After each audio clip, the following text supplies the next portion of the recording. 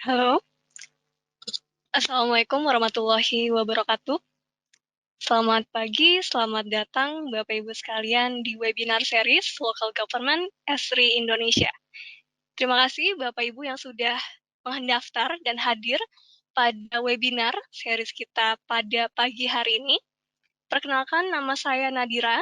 Saya merupakan Community Development Executive di Esri Indonesia. Dan hari ini saya yang akan menjadi host untuk webinar yang akan membahas mengenai solusi GIS untuk perencanaan dan pengelolaan lahan. Nah, di sini webinar local government ini merupakan sebuah inisiatif dari onemap.id. Sebelum saya memulai webinar hari ini, boleh saya meminta waktu Bapak Ibu sekalian untuk mengisi semacam polling jikalau mungkin Bapak Ibu sudah tahu atau belum tahu mengenai onemap.id. Ya, di sini saya mohon bantuannya Bapak Ibu untuk mengisi polling singkat ini. Jika mungkin Bapak Ibu sudah mengetahui mengenai onemap.id ataupun belum, boleh diisikan di polling pada layar panel GoToWebinar Bapak Ibu sekalian. Oke, baik. Sebentar saya share. Ya, bisa dilihat bahwa kebanyakan sudah tahu namun belum mengetahui ya tujuannya gitu ya, hanya mendengar saja. Maka di sini saya boleh share sedikit mengenai onemap.id sebelum kita masuk ke topik dan pembahasan. Ya. onemap.id merupakan sebuah inisiatif dari Esri Indonesia untuk membantu pemerintah daerah dalam merealisasikan kebijakan satu peta di daerahnya masing-masing. Nah, di sini jika Bapak Ibu melihat onemap.id mungkin bisa dilihat di browsernya masing-masing juga merupakan sebuah portal di mana berisikan berbagai macam modul yang terdapat solusi-solusi yang bisa diimplementasikan kepada permasalahan di daerahnya masing-masing. Dan untuk hari ini kita akan membahas salah satu modul yaitu mengenai perencanaan dan penggunaan lahan di daerahnya. Seperti itu. Nah, kemudian di sini juga boleh saya menginfokan bahwa kami berharap juga Bapak Ibu bisa memberikan ide gitu ya untuk membantu pemerintah daerahnya dalam mengimplementasikan ide inovasi geospasial di bidang tata lahan ini melalui modul yang by request di paling terakhir. Nanti ide paling menarik akan mendapatkan souvenir spesial dari Esri Indonesia dan akan diumumkan pada webinar selanjutnya. Nah, di sini Bapak Ibu bisa melihat bahwa kami menggunakan platform GoToWebinar sehingga nanti ketika masa Q&A, saya akan membantu untuk membacakan pertanyaan-pertanyaan yang Bapak Ibu bisa submit melalui fitur questions di panel GoToWebinar Bapak Ibu masing-masing. Kemudian Hangouts pun sudah kami masukkan juga di fitur Hangouts sehingga sudah sejak sekarang Bapak Ibu bisa mengunduh Hangouts tersebut untuk mengetahui materi dalam bentuk PDF hari ini. Serta nanti kami akan mengirimkan juga sertifikat dari webinar hari ini sekitar 3-5 hari ke depan. Dan di sini tidak perlu mengisikan absensi apapun karena kami mengambil namanya melalui list pendaftaran ketika Bapak Ibu mendaftar di website kami. Nah, sebelum saya memulai webinar hari ini, saya ingin memperkenalkan terlebih dahulu pembicara luar biasa kita hari ini. Halo Mas Dika, mungkin boleh dinyalakan kameranya? Oke, selamat pagi semuanya. Selamat pagi Mas Indika. Terima kasih sudah mengisi webinar kali ini. Jadi boleh saya memperkenalkan Bapak Ibu kepada Mas Indika. Mas Indika merupakan solution engineer di Esri Indonesia yang fokus di Departemen Geoextension, di mana di sini Mas Indika berusaha untuk memberikan solusi ke wilayah yang lebih luas di Indonesia. Dan di sini Mas Indika memiliki background yang kuat di perencanaan wilayah kota dan strong interest di 3D modeling, sehingga Mas Indika sudah siap untuk memberikan solusi geospasial yang lebih advance lagi. Oke, di sini tanpa berlama-lama saya akan memberikan screen dan waktu kepada Mas Indika untuk memaparkan materi kita hari ini. Boleh saya berikan screen? Oke. Ya. Oke, selamat pagi Bapak-bapak dan Ibu sekalian. Mungkin sudah terlihat ya materi presentasi dari saya, dan suara saya juga sudah terdengar dengan jelas ya Mbak Nadira ya? Ya, sudah. Oke. Jadi pada pagi hari ini saya akan membawakan tema terkait planning and land management untuk local government khususnya. Oke. Ya, pertama-tama mungkin saya ingin menjelaskan terlebih dahulu terkait Esri itu sendiri. Mungkin bapak-bapak dan ibu-ibu sekalian sudah sering mendengar ArcMap. Nah, mungkin kalau ArcMap bapak-bapak dan ibu-ibu sekalian sudah sering sekali mendengar, dan juga beberapa mungkin sudah sebagai pengguna ya, apalagi di sini mungkin banyak dari bapak-bapak ibu sekalian merupakan dari pemerintah daerah yang mungkin berkecimpung di dunia perencanaan tata ruang maupun tata kelola lahan. Oke. Selanjutnya, nah ini merupakan background dari Esri Indonesia sendiri yang mungkin sudah banyak sekali membantu untuk membuatkan solusi-solusi untuk pemerintah daerah, pemerintah pusat, dan juga beberapa perusahaan-perusahaan swasta lainnya. Seperti misalnya di sini ada Kementerian Agraria Tata Ruang, kemudian juga Kementerian PUPR, dan juga beberapa dinas-dinas daerah lainnya seperti DKI Jakarta dengan Dinas Cipta Karya dan Tata Ruangnya, dan juga beberapa dinas-dinas daerah lainnya. Oke, selanjutnya saya ingin membahas seperti apa sih GIS hari ini. Nah, mungkin dulu kita mengenal GIS itu sebagai suatu tools yang membantu kita untuk membuatkan sebuah peta, dan juga hanya membantu kita, tools sebagai pembantu kita untuk membuat peta, yang kemudian petanya di print di JPEG sebagai JPEG, kemudian kita jadikan sebagai acuan untuk perencanaan. Namun saat ini GIS sudah lebih dari itu, bukan lagi sekedar untuk alat untuk membantu kita membuat peta, namun GIS itu juga sudah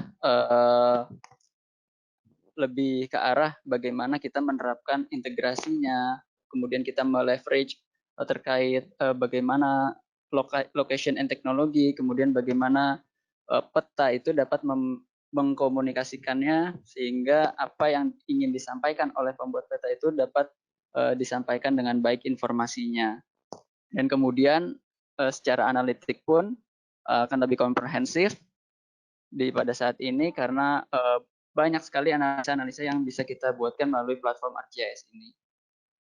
Oke, jadi saat ini GIS sudah bisa dikatakan interconnecting our world, yang mana kita juga mengkoneksikan bukan hanya sebagai teknologinya, namun kita juga mengkoneksikan dengan orangnya, kemudian kita mengkoneksikan dan mengintegrasikan berbagai macam organisasi, dan juga bagaimana peran dari masyarakat itu sendiri atau aktivitas-aktivitas masyarakat yang ada di dalam suatu perkotaan. Nah, mungkin kita sedikit flashback ke belakang beberapa tahun yang lalu, kita semua mengetahui ya bahwasanya platform ArcGIS ini hanyalah sebuah aplikasi desktop yang membantu kita untuk membuat peta. Hanya seperti itu. Nah, kemudian seiring berkembangnya zaman, aplikasi desktop itu saat ini beralih menjadi aplikasi yang sudah bisa digunakan online.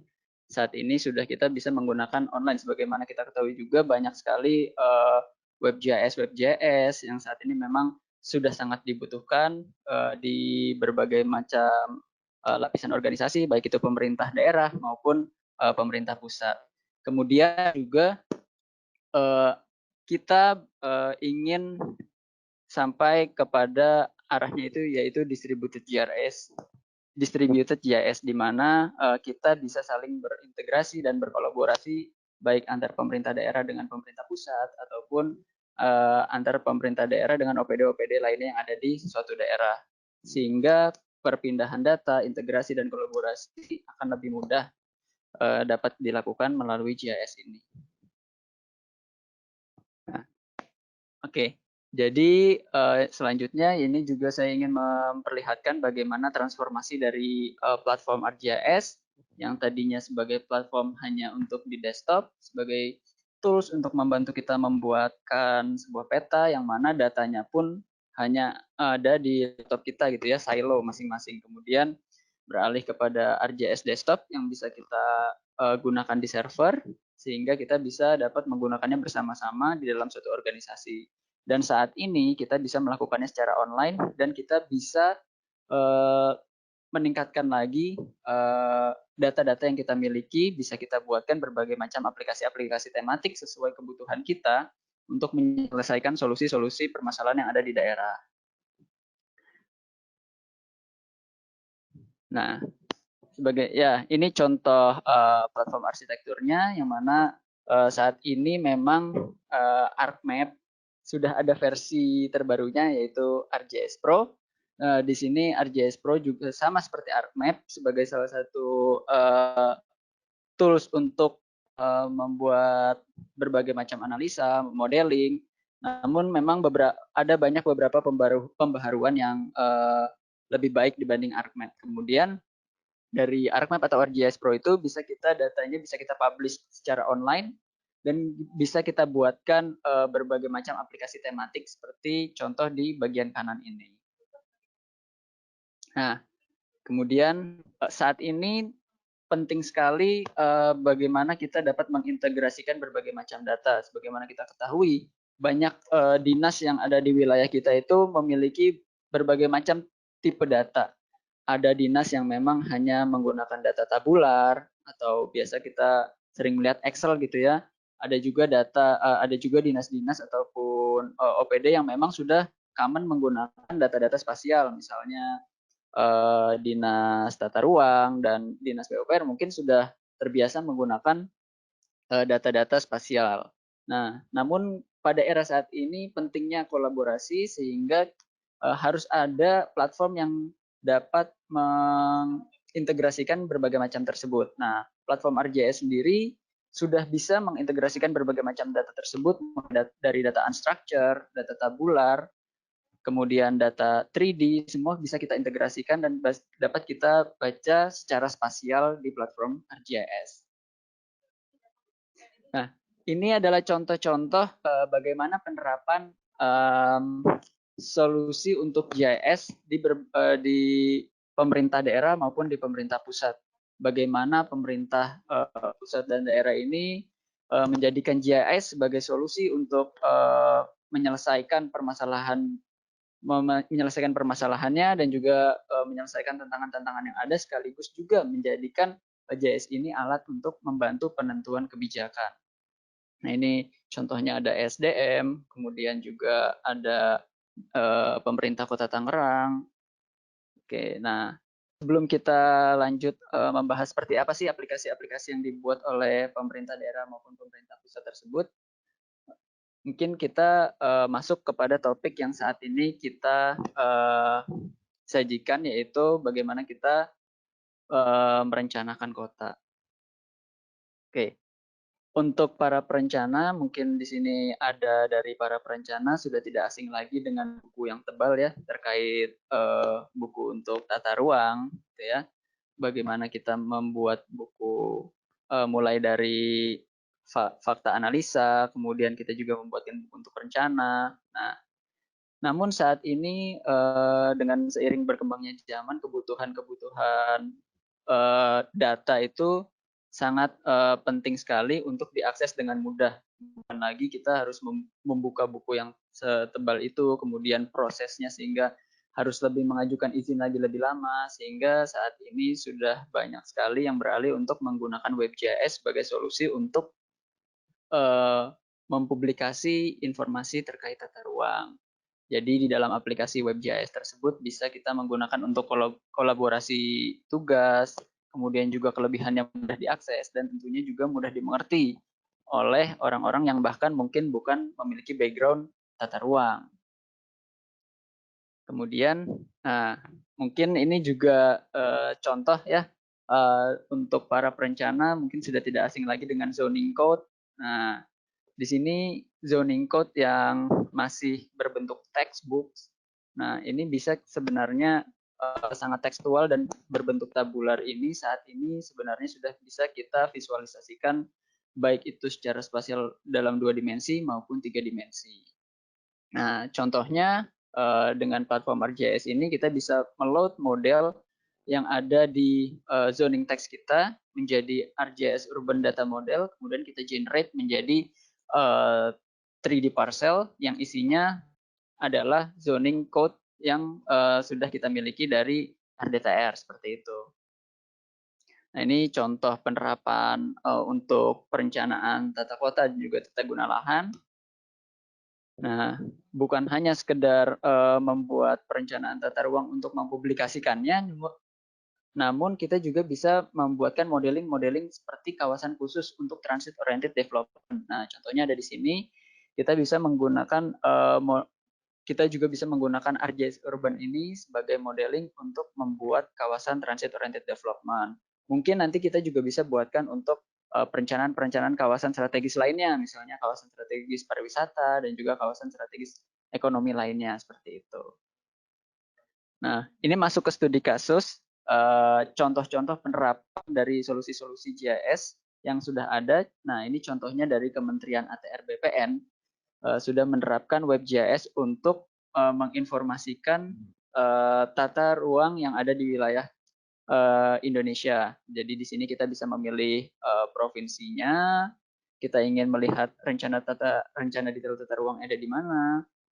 Kemudian kita juga dapat memilih kegiatan apa yang ingin kita pilih, dan juga di sini kita dapat melakukan bisa kita melihat apakah kita bisa melihat apakah data-data yang mana lokasi yang diizinkan untuk dibangun, mana lokasi yang tidak diizinkan. Nah, tentunya ini sangat berguna untuk investasi ya, yang mana saat ini investasi semua merujuk kepada dokumen RDTR, yaitu Rencana Detail Tata Ruang. Sehingga di sini kita dapat melakukan simulasi bagaimana ketika kita ingin berinvestasi di suatu daerah, kegiatan apa saja yang diizinkan di lokasi yang kita pilih. Nah, jadi ketika lokasinya kita sudah tahu dan juga kita tahu kegiatan apa saja yang bisa diizinkan di sana, tentunya akan lebih mempercepat dan mempermudah investasi ke depannya. Nah, kemudian yang kedua juga ini adalah salah satu contoh untuk web aplikasi yang dibuatkan oleh pemerintah daerah, yaitu di DKI Jakarta.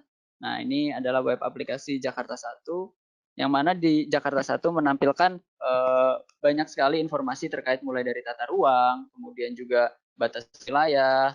Nah, informasi-informasi ini dapat mudah sekali diakses oleh masyarakat, dan bukan hanya masyarakat, tentunya juga sangat mudah diakses oleh dinas-dinas lain yang membutuhkan data tersebut, sehingga akan terjadi integrasi dan kolaborasi yang lebih baik antar dinas maupun OPD. Nah, ini juga ada contoh lain dari zoning 3D application di Bukit Tinggi untuk tata ruangnya. Nah, ini juga ada contoh lagi bagaimana saya ingin membandingkan rencana pola ruang dengan membuat dua skenario. Nah, dari dua skenario yang saya buat ini, saya ingin melihat bagaimana impact yang terjadi pada kota yang kita rencanakan. Nah, jadi di sini kita bisa melihat dengan perencanaan skenario A akan ada berapa investasi dan perdagangan dan jasa yang akan kita diterima, kemudian akan ada berapa penduduk yang dapat ditampung di dalam satu wilayah menggunakan beberapa skenario.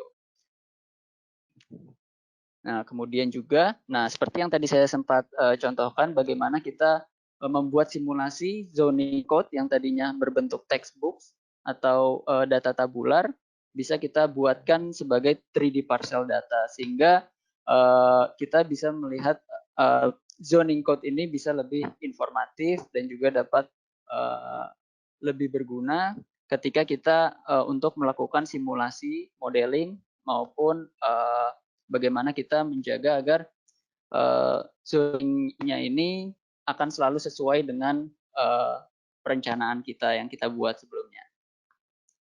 Nah, ini contohnya. Nah, kemudian masuk ke topik kedua, yaitu land management atau tata kelola lahan. Yang mana di land management ini saya membagi 3, yaitu ketika kita ingin mengelola sebuah lahan, kita akan membagi menjadi 3 bagian, yaitu yang pertama adalah melakukan survei untuk cek batas, kemudian kita juga melihat isu yang terjadi di lapangan, barulah kita masuk kepada tahapan yang kedua, yaitu akuisisi. Akuisisi datanya, mulai dari kita mengakuisisi data sampai juga menerbitkan sertifikasi. Setelah kita melakukan penerbitan sertifikasi, kita sudah memiliki parsel-parsel data tersebut. Nah, selanjutnya yaitu bagaimana kita dapat memonitor dan juga mengupdate data-data parsel tersebut. Bagaimana kita mengutilize-nya. Nah, selama ini mungkin dalam hal tata kelola lahan hanya sebagai data parsel yang 2 dimensi yang kemudian hanya berupa peta JPEG gitu ya. Namun saat ini perkembangannya sudah beralih juga kepada WebGIS yang mana kita dapat melakukan semuanya secara online dan juga real time gitu ya. Ketika ada survei, ketika kita butuhkan survei, kita bisa melakukan survei menggunakan mobile application, kemudian setelah kita melakukan collecting data di lapangan, kita juga bisa sekaligus menggambarkan poligon ataupun kita mengkolek ground point yang ada di lapangan untuk kita masukkan datanya ke dalam geodatabase yang ada di office ataupun di kantor, seperti itu. Dan saat survei pun sebenarnya kita bisa melakukan dengan cara offline mode, seperti itu. Setelah kita melakukan survei, nah kita juga bisa masuk kepada acquire atau akuisisi datanya seperti apa. Nah, di sini kita bisa petakan sudah ada berapa jumlah persilnya, kemudian kita juga bisa kelola persil yang sudah selesai diakuisisi data itu ada berapa, kemudian yang sedang dalam proses berapa. Nah, ini akan terupdate secara real time, baik itu melalui mobile apps yang di lapangan maupun kita bisa update langsung di WebGIS-nya. Nah, kemudian bagaimana kita dengan mudah mengutilize parsel-parsel ataupun lahan yang ada di wilayah kita, mulai dari mana yang memiliki hak guna bangunan, mana yang memiliki hak sewa, dan lain-lain. Dan data ini pun dapat dengan mudah diakses oleh seluruh lapisan masyarakat. Ataupun kalau memang datanya rahasia dan hanya boleh diakses di organisasi, itu pun sangat memungkinkan. Nah, ini ada salah satu contoh juga bagaimana kita sudah salah satu modul kita, bagaimana kita mengutilisasi penggunaan tata kelola lahan. Nah, di sini kita bisa klik, kemudian kita bisa lihat datanya, kelengkapan datanya, dan kita bisa update datanya langsung di dalam WebGIS. Nah, di sini kita sudah masukkan datanya, ada mulai dari nama proyeknya, kemudian nama pemiliknya, luasnya, kemudian di desa apa, tanggalnya, dan statusnya seperti apa. Apakah sudah selesai status sertifikasinya ataupun masih dalam tahapan proses. Dan ini bisa langsung kita update dengan mudah melalui WebGIS. Nah, ini contoh selanjutnya bagaimana solusi penerapan GIS ini dengan memfilter stok-stok tanah yang masih mentah ataupun yang sudah matang. Nah, ini juga contoh selanjutnya bagaimana pemerintah Kota Tangerang menjadikan GIS sebagai solusi untuk melihat mana saja persil-persil Kota Tangerangnya berdasarkan hak-hak miliknya. Misalnya sudah ada berapa sih di Kota Tangerang hak milik yang memiliki persil yang hak milik, kemudian yang memiliki hak guna bangunan, hak pakai, hak pengelolaan, dan hak-hak lainnya. Dan di sini pun bisa menjadi salah satu solusi untuk pengambilan kebijakan, yang mana kita di sini jadi mengetahui mana saja sih lahan-lahan yang belum memiliki izin, mana saja sih lahan-lahan yang ternyata melanggar dari izin-izin yang sudah ada, seperti itu. Mana saja lahan-lahan yang ternyata merupakan bangunan yang melanggar, yang ada di spandan rel misalnya, sehingga melanggar. Nah, itu semua bisa kita identifikasi di sini. Nah, kemudian ini juga salah satu contoh dari Kabupaten Bogor dengan One Map Cibinongnya. Mereka memetakan status tanah, kemudian juga parcel PBB-nya, hingga kepada izin lokasinya. Dan modul-modul ini pun sebenarnya dapat digunakan dan diterapkan untuk pemerintah-pemerintah daerah lainnya. Lalu kalau kita bertanya sebenarnya untuk membuat aplikasi-aplikasi yang sudah dibuat oleh berbagai macam dinas dan pemerintah pusat tadi itu menggunakan apa sih? Nah, sebenarnya base tool-nya yang mereka gunakan yaitu adalah ArcGIS Desktop dan juga ArcGIS Enterprise. Nah, ArcGIS Desktop di sini bisa menggunakan ArcMap ataupun ArcGIS Pro. Nah, kemudian tentunya juga menggunakan ArcGIS Enterprise sebagai content management-nya untuk data sharing, kemudian untuk centralized data storage menggunakan database. Nah, kemudian bagaimana untuk aplikasi surveinya? Tentunya juga menggunakan aplikasi-aplikasi mobile yang dapat dengan mudah digunakan. Menggunakan Survey 123 ataupun kolektor, dan masih banyak lagi aplikasi-aplikasi yang dapat kita gunakan di dalamnya seperti Web App Builder. Itu seperti yang tadi dicontohkan di One Map Cibinong, itu sebenarnya menggunakan Web App Builder yang mana di dalamnya itu sudah terdapat berbagai macam template dan widget-widget yang mudah digunakan bagi kita, bahkan bagi kita yang bukan memiliki background IT dan sebagainya, karena karena aplikasi yang kita gunakan merupakan aplikasi yang ready to use.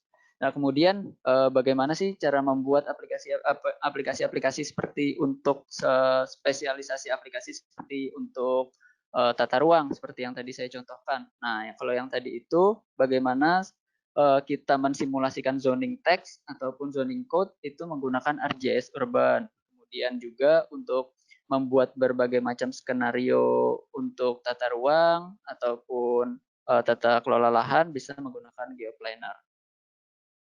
Nah, kemudian diharapkan juga dari aplikasi-aplikasi tersebut dapat terjadi integrasi yang baik dan juga terdapat integrasi antar dinas maupun stakeholder yang lainnya, karena di sini penting sekali perlibatan multisektor untuk proses penataan ruang dan juga tata kelola lahan.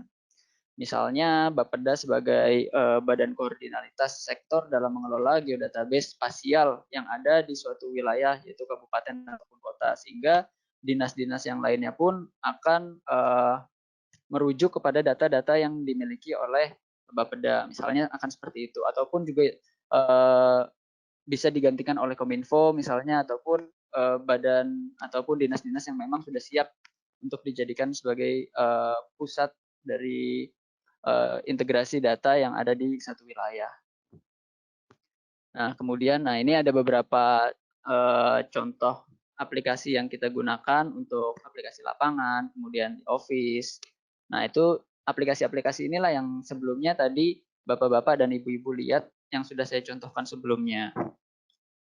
Nah, ini ArcGIS Apps Builder yang tadi dicontohkan digunakan oleh pemerintah Kota Tangerang dan juga digunakan oleh pemerintah Kabupaten Bogor. Nah, kemudian ini GeoPlanner untuk analisa spasial, dan juga di sini sudah terdapat sebenarnya di dalam GeoPlanner ini terdapat data-data yang ready to use, misalnya data-data untuk guna lahannya, kemudian land use-nya ini bisa kita gunakan. Mungkin datanya tidak seakurat data yang kita miliki karena memang ini data global yang sudah disediakan Esri. Kemudian, di sini dengan GeoPlanner seperti yang tadi saya contohkan, saya bisa membuat komparasi dari skenario-skenario yang saya buat.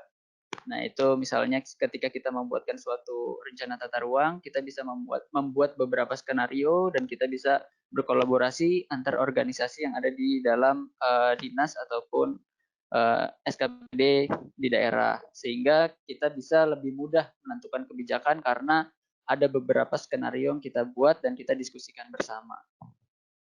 Nah, kemudian ini aplikasi yang tadi digunakan untuk mensimulasikan zoning code dari rencana detail tata ruang, misalnya yaitu ArcGIS Urban, yang mana ArcGIS Urban ini memang aplikasi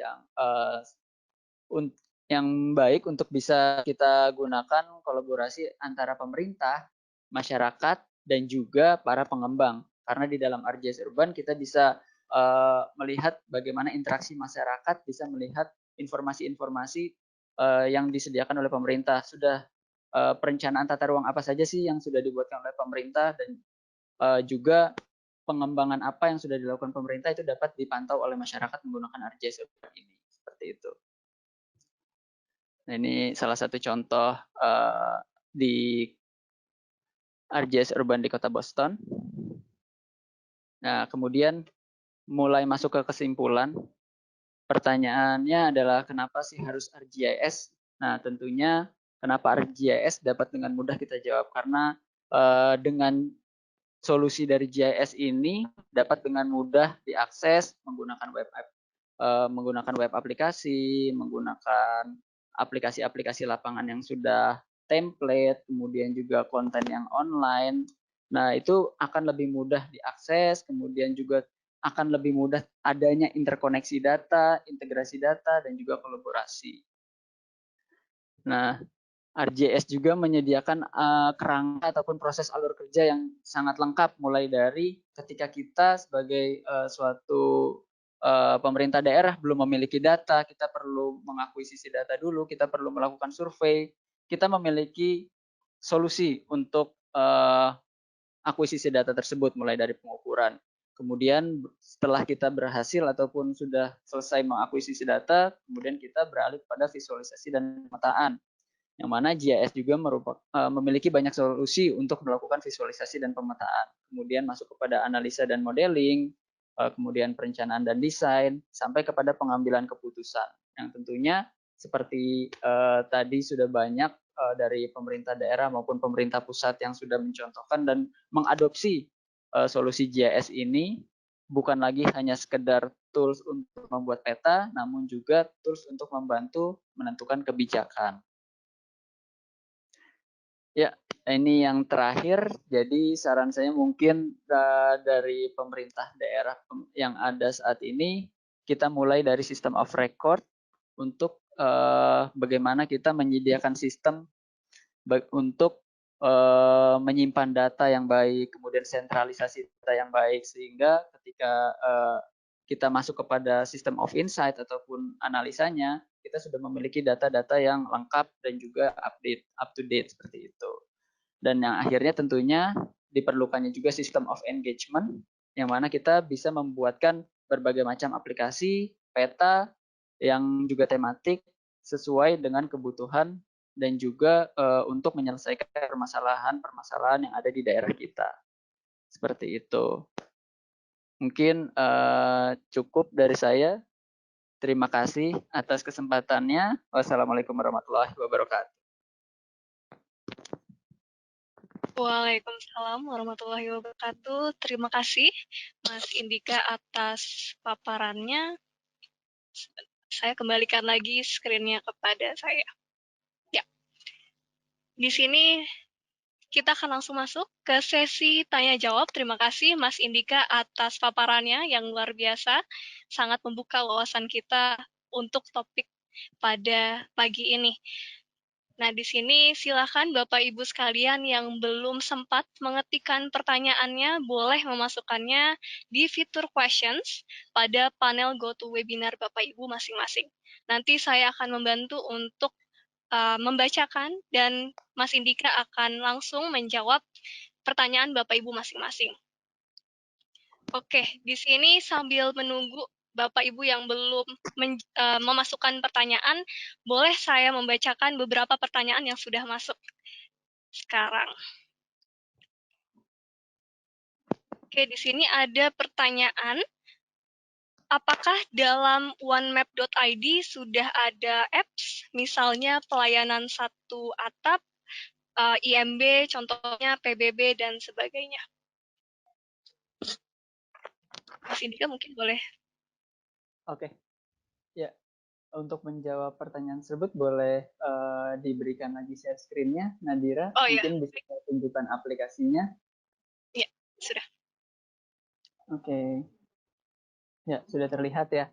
Jadi Ya, di dalam sudah. OneMap sendiri sudah memang kita sediakan berbagai macam solusi atau aplikasi yang dapat dijadikan solusi untuk pemerintah daerah. Yang salah satunya adalah aplikasi perizinan.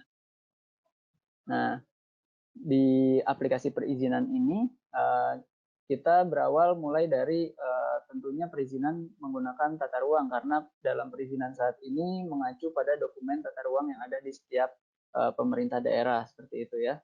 Nah, ketika kita sudah melihat aplikasi tata ruang ini, kita bisa menginputkan izin lokasi, izin membangun di daerah yang ingin kita tuju. Jadi di sini disediakan tools untuk input perizinan bagi masyarakat ataupun pengembang, baik berupa poligon ataupun poin. Jadi kita bisa di sini langsung menginputkan, kemudian kita isi data dengan lengkap, izin apa yang ingin kita dirikan, apakah berupa perdagangan dan jasa, apakah berupa bangunan rumah dan sebagainya. Dan kemudian izin tersebut dapat dengan mudah dipantau melalui aplikasi sistem informasi status pengajuan perizinan. Nah, di sini kita bisa melihat nih status pengajuan kita per tanggal sekian, apakah sudah diproses, apakah masih belum diproses. Nah, itu dapat dipantau dengan mudah oleh kita sebagai masyarakat ataupun investor. Dan dari sisi pemerintah ataupun dinas juga bisa memantau melalui dashboard sebenarnya sudah ada berapa izin sih yang masuk ke kawasan kita, dan sudah berapa izin yang sudah kita proses dan berapa izin yang kita tolak karena memang mungkin tidak sesuai dengan izin yang berlaku di daerah tersebut. Nah, di sini sebagai pemerintah daerah akan lebih mudah dalam melihat dan memantau proses perizinan di daerahnya. Tentunya di sini akan meningkatkan juga efisiensi dan efektivitas dari perizinan dari berbagai macam investor ataupun pengembang di daerah kita, seperti itu. Jadi ini salah satu contoh aplikasinya. Mungkin bapak-bapak dan ibu-ibu juga bisa main-main ke website kita onemap.id. Nah, di sini ada contoh-contoh aplikasi yang sudah tersedia. Terima kasih. Terima kasih Mas Indika atas jawabannya juga. Jadi sangatlah banyak ya sebenarnya aplikasi-aplikasi di onemap.id ini, tidak hanya untuk perizinan namun juga ada solusi-solusi lainnya. Oke, baik. Saya akan lanjutkan untuk pertanyaan selanjutnya. Di sini ada yang bertanya, apa langkah yang harus dilakukan oleh pemerintah daerah untuk bisa menerapkan aplikasi di kabupatennya mungkin? Ya, tentunya langkah-langkah yang tadi seperti sudah saya jelaskan, kita perlunya menyiapkan suatu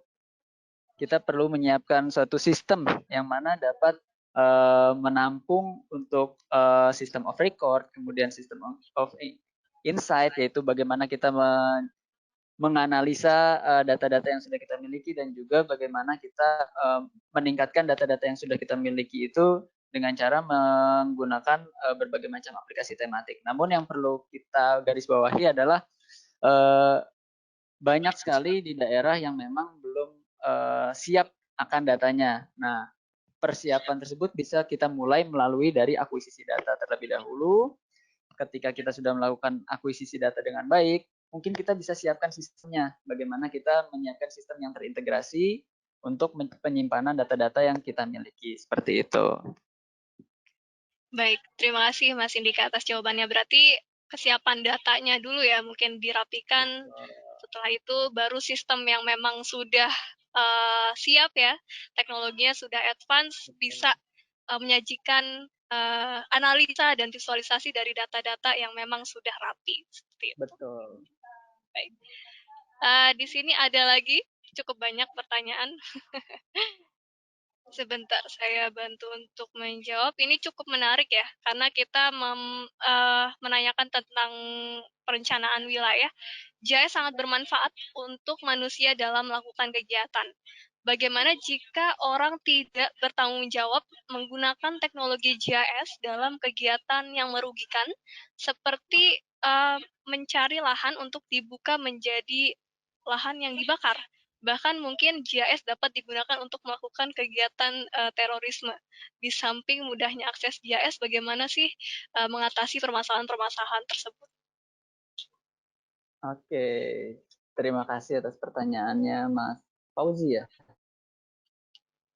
Ya. Ya, oke. Jadi untuk menjawab pertanyaan tersebut, menarik juga pertanyaannya. Jadi memang pemanfaatan RJS ini cukup banyak.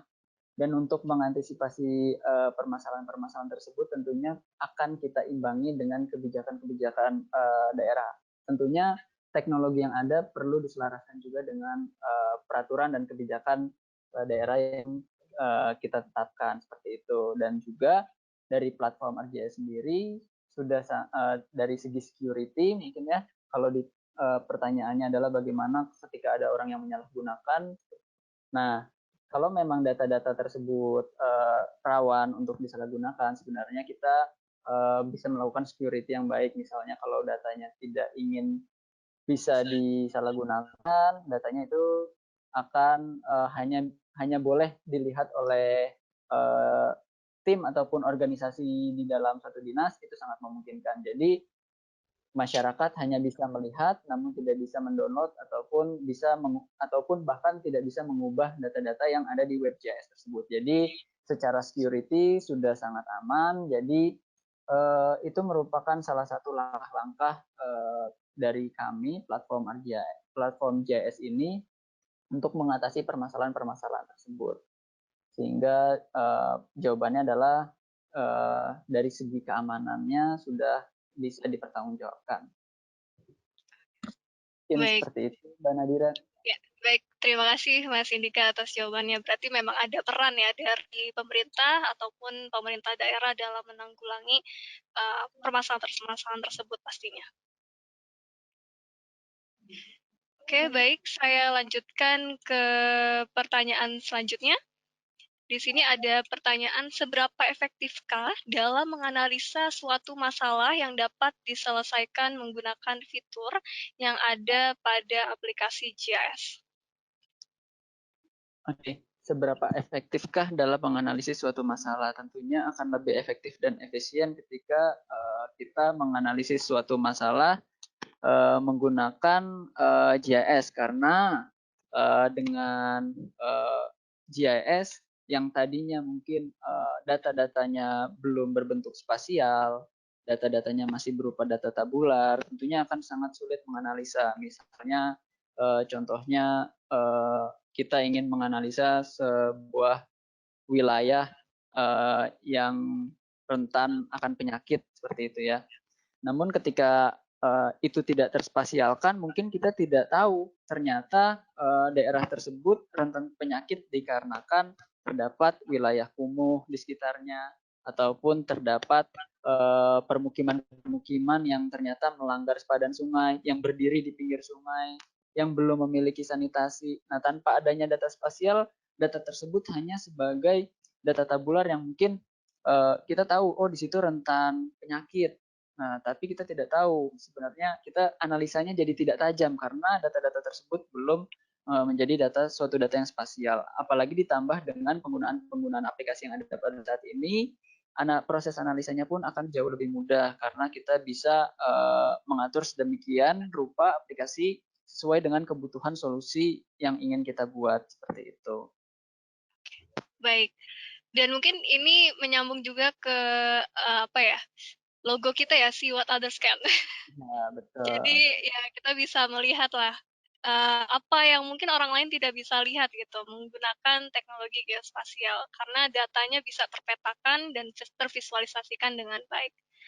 Oke. Baru setelah itu bisa dianalisa dan bisa diambil keputusan yang tepat untuk mengatasi permasalahan tersebut. Oke, baik, mungkin saya lanjutkan ke pertanyaan-pertanyaan lain. Cukup banyak pertanyaannya. Di sini ada pertanyaan. Di sini ada pertanyaan metode apa saja yang digunakan dalam menetapkan perizinan daerah? Contohnya misalnya dalam aplikasi Sitaru. Oke, jadi untuk metode apa saja yang digunakan dalam menetapkan perizinan daerah. Jadi dalam pembuatan aplikasinya pun kita tentunya perlu mengacu kepada kebijakan-kebijakan daerahnya ya. Tentunya seperti perizinan kita kumpulkan dulu kebijakan-kebijakan yang berkaitan dengan perizinan, misalnya seperti kebijakan untuk rencana detail tata ruang itu seperti apa sih? Mungkin ada di Permen ATR BPN nomor 16 tahun 2018. Kemudian juga kebijakan-kebijakan terkait izin membangun dan lain-lain itu perlu kita kumpulkan terlebih dahulu sebelum kita membuat modeling suatu aplikasi seperti itu. Jadi ketika kita sudah tahu arah kebijakannya seperti apa, nah di sini kita bisa membuatkan satu aplikasi, misalnya contohnya Sitaru.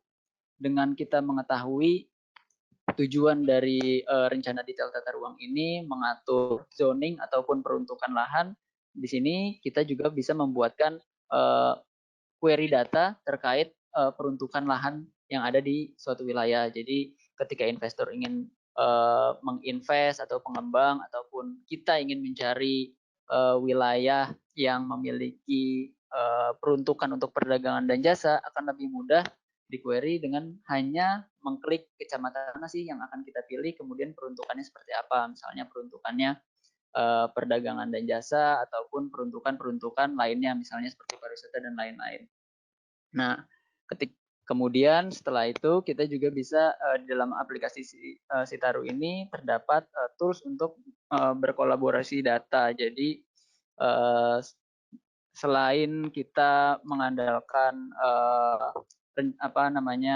kebijakan tata ruang tersebut, kita juga bisa mengkolaborasikan data yang kita miliki sendiri. Misalnya saya sebagai pengembang memiliki data-data lokasi yang memang ingin saya jadikan sebagai suatu wilayah pengembangan atau investasi. Ketika di overlay dengan aplikasi Sitaru, kita jadi mengetahui mana sih wilayah-wilayah saya yang memang bisa dikembangkan sesuai dengan investasi saya. Apakah itu melanggar peruntukannya atau diizinkan ataupun ternyata tidak diizinkan karena berdasarkan rencana tata ruang itu peruntukannya berbeda dengan yang ingin kita investasikan. Jadi tentunya kalau ingin bertanya metodenya seperti apa, kita perlu selaraskan terlebih dahulu dengan kebijakan daerah yang ada, kemudian barulah kita bisa menentukan aplikasi yang ingin kita buat akan seperti apa. Mungkin seperti itu ya.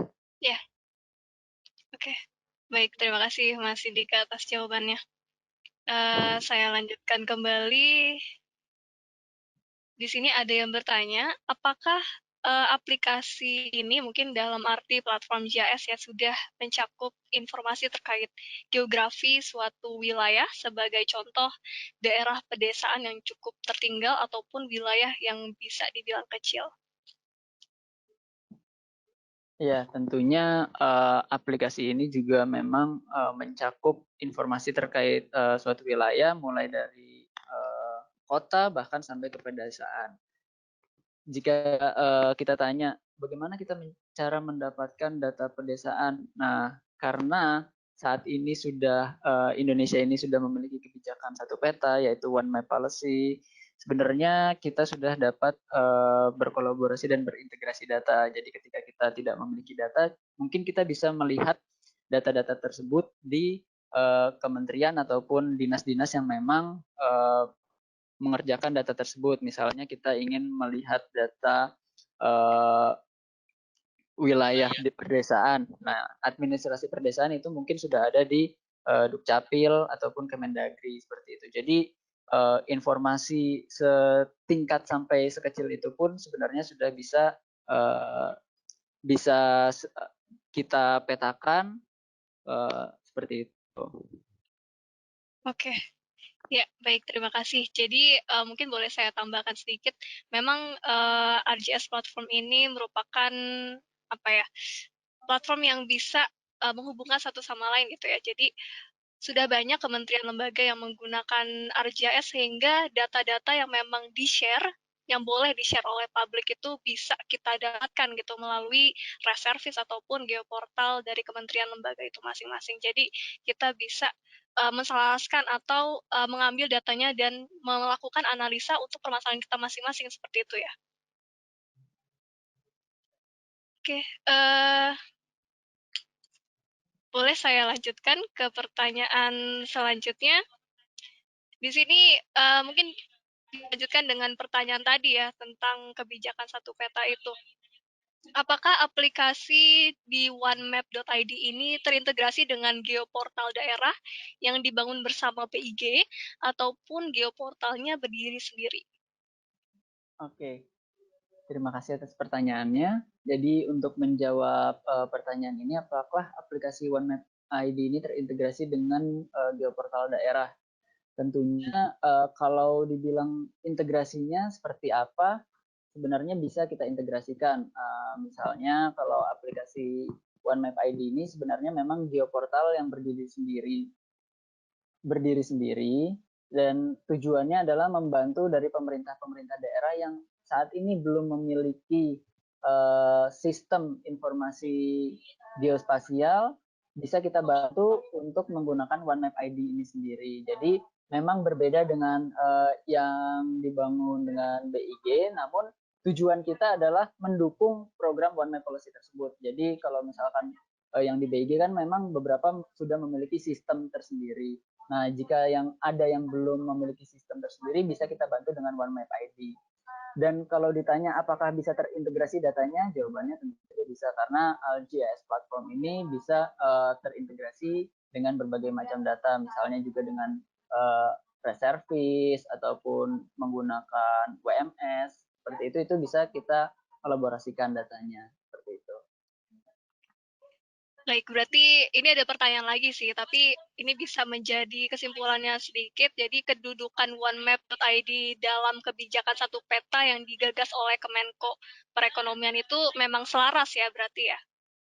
Ya, tentunya selaras karena tujuannya kita adalah membantu pemerintah daerah untuk bisa menjadi bagian dari One Map Policy.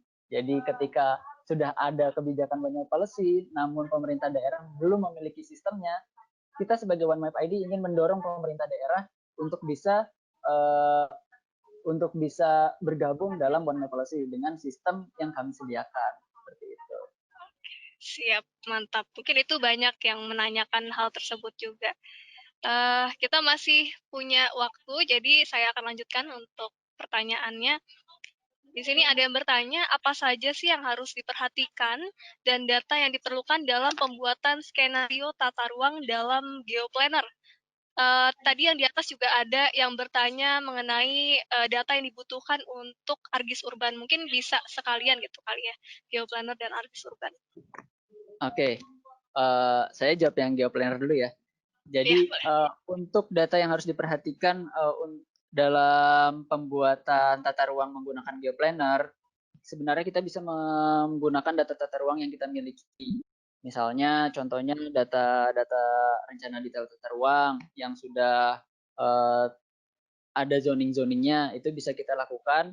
Kemudian juga data-data terkait misalnya land use, kemudian data-data skala kemampuan lahan, misalnya kita ingin membuat skenario perencanaan untuk kawasan strategis pariwisata.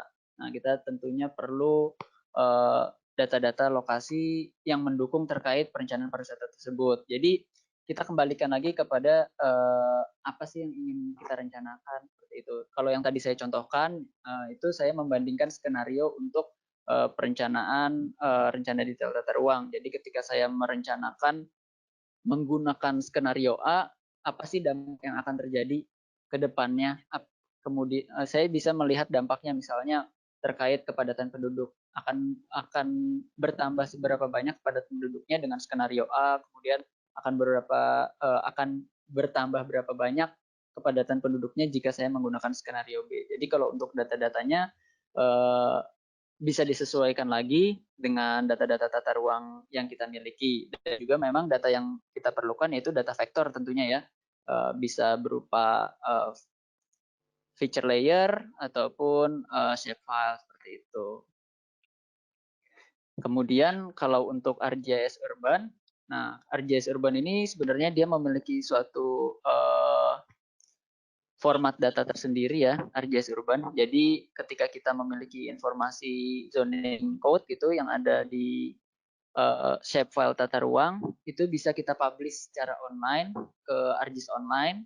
Nah kemudian baru kita masukkan ke dalam ArcGIS Urban seperti itu. Jadi sebenarnya kalau di ArcGIS Urban itu kita zoning code-nya itu bisa kita modeling dari Excel gitu ya, mana saja sih yang diizinkan, mana yang tidak diizinkan. Nah baru kita publish secara online ke dalam ArcGIS Urban seperti itu. Jadi baru kita bisa memodelingnya secara 3D di dalam ArcGIS Urban karena ArcGIS Urban memiliki format data tersendiri seperti itu. Oke, baik. Terima kasih Mas Indika atas jawabannya. Ini bisa membantu juga ya para ahli perencana selanjutnya ya, untuk Betul. bisa menjadi seperti Mas Indika sekarang gitu. Ya.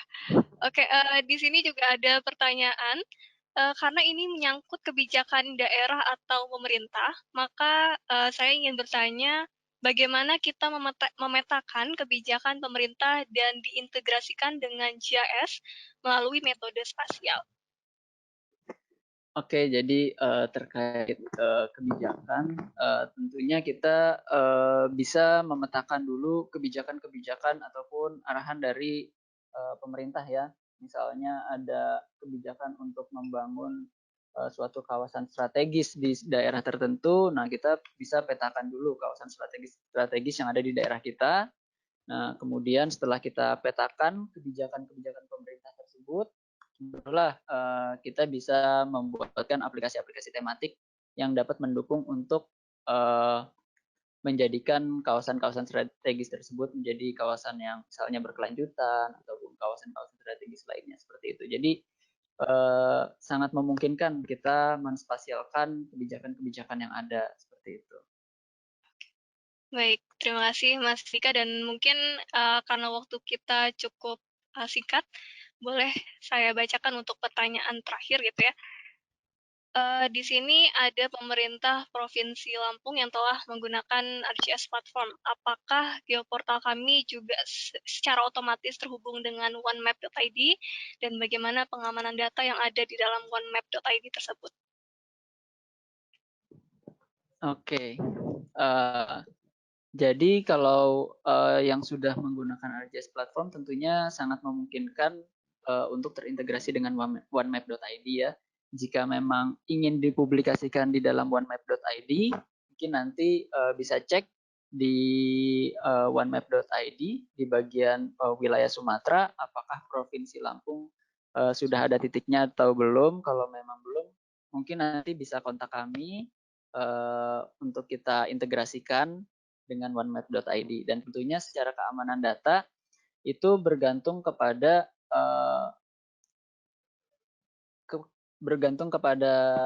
kita sebagai organisasi dalam memberikan akses data kepada masyarakat. Jadi ketika di dalam ArcGIS platform itu kita diberikan role ataupun kita diberikan kewenangan khusus untuk mengatur akses data yang ingin kita publish. Apakah data tersebut hanya bisa dilihat oleh masyarakat ataupun data tersebut bukan bisa di-download oleh masyarakat ataupun datanya memang tidak ingin dipublikasi ke masyarakat, jadi hanya bisa dilihat oleh antara pemerintah daerah, itu sangat memungkinkan. Jadi dengan pengaturan tersebut itu sudah menjamin security data di onemap.id. Jadi sebenarnya untuk keamanan data ada di ArcGIS platform itu sendiri. Ya, jadi pada dasarnya dari pemerintah daerah atau organisasi lain bisa mengatur gitu ya level keamanannya itu sejauh mana.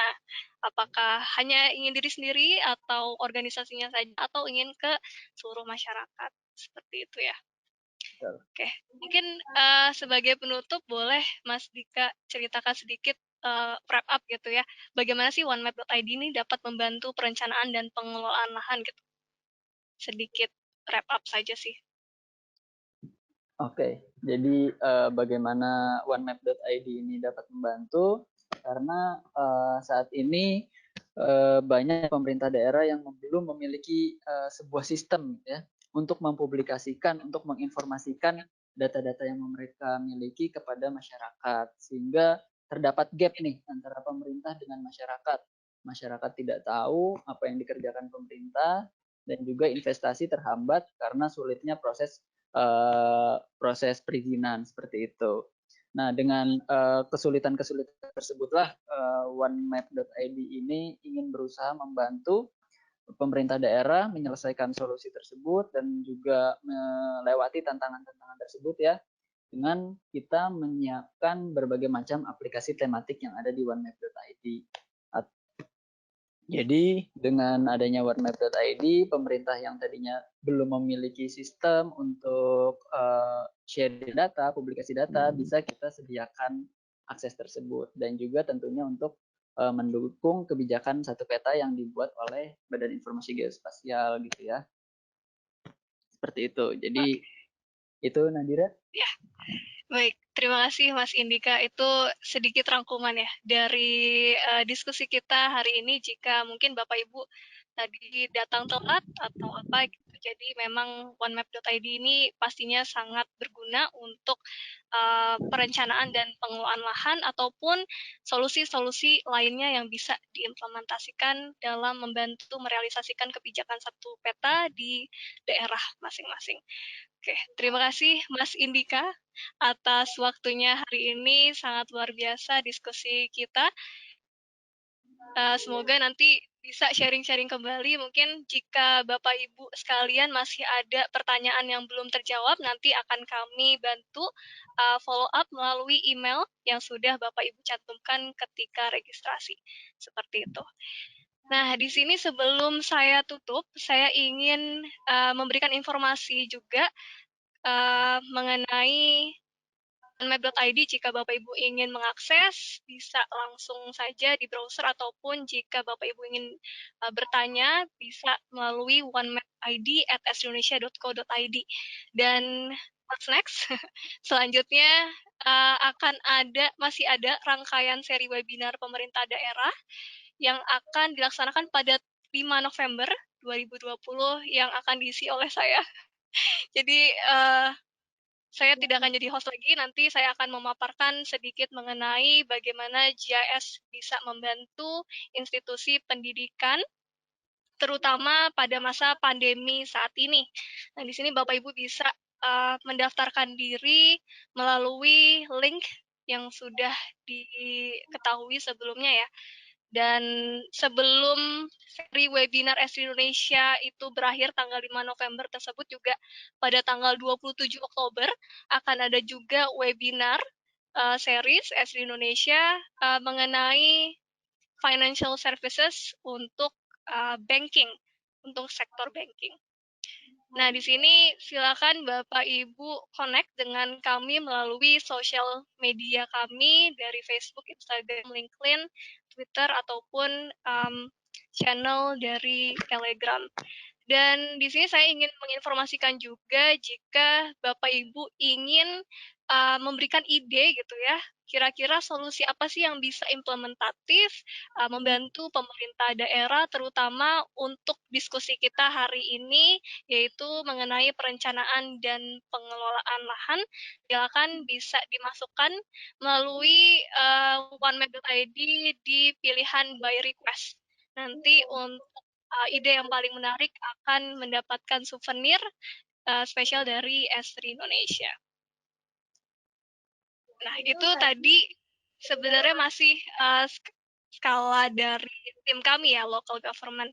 Nah, di sini ada yang lebih besar lagi, ada yang dinamakan dengan Geo Innovation Challenge.